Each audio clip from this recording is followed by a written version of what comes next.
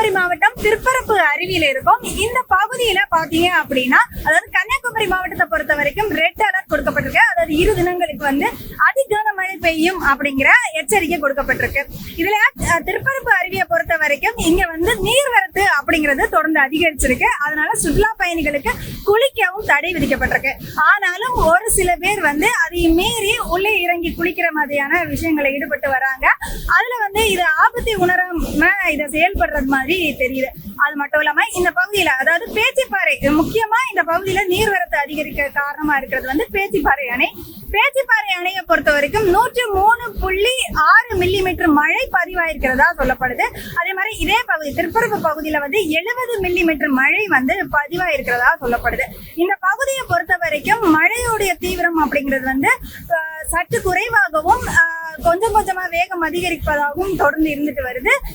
இந்த பகுதியில இப்ப நீர்வரத்து அப்படிங்கிறது கொஞ்சம் கொஞ்சமா அதிகரிச்சுட்டு இருக்கிறதா நாம இங்க வந்ததுல இருந்து பார்க்கவும் முடியுது. சோ இது மாவட்ட நிர்வாகத்தை பொறுத்த வரைக்கும் பாதுகாப்பு பணிகள்ல ஈடுபட்டு வராங்க.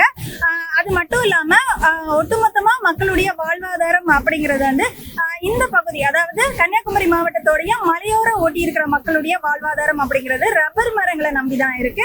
அது மழையால அந்த விவசாயம் அப்படிங்கிறது முற்றிலுமா முடங்கி இருக்கு அப்படின்னு தான் சொல்லணும்.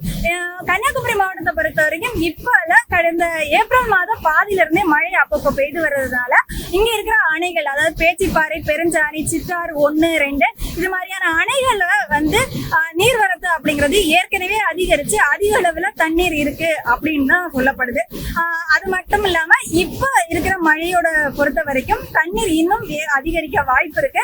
அதனால அணைகள் திறந்து விடுற அளவு அப்படிங்கிறதும் தொடர்ந்து அதிகரிக்கும் அப்படின்னு மாவட்ட நிர்வாகம் சார்பா எச்சரிக்கை விடுக்கப்பட்டிருக்கு. அது மட்டும் இல்லாம தொடர்ந்து இன்னும் சில நாட்களுக்கு தொடர்ந்து மழை இருக்கும் அப்படிங்கறதுனால மக்களுக்கு எச்சரிக்கையும் விடுக்கப்பட்டிருக்கு.